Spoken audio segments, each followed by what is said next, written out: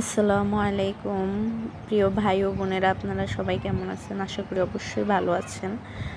আজকে অনেক দিন পর ছাদে উঠলাম, দেখি আজকে ছাদে অনেক সুন্দর ফুল ফুটছে গাছে এবং আশেপাশের আবহাওয়াটা অনেক সুন্দর।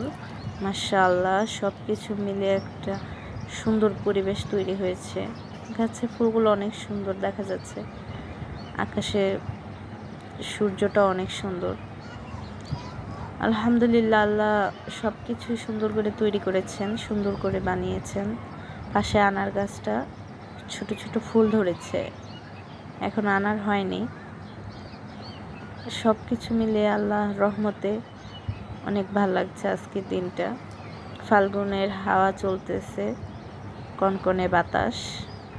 আলহামদুলিল্লাহ, ফুলগুলো খুব সুন্দর ফুটেছে, ছোট ছোট।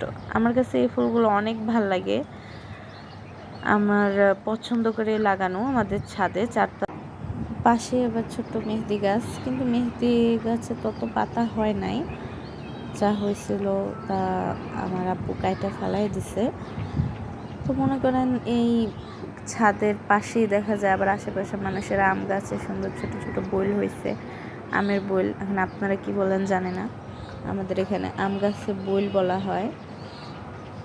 সবার গাছেই হয়েছে মোটামুটি, আমাদের কোনো আম গাছ নাই। ছাদে উঠে মানুষের গাছের আম গাছের দিকে তাকায় রয়েছি, ভালোই লাগে। ফুল গাছের জন্য একটু কম দেখা যেতেছে, কিন্তু সবগুলো গাছই সুন্দর লাগে আমার কাছে। আমার কাছে খুব ভালো লাগে পাশের বাসার ছাদে।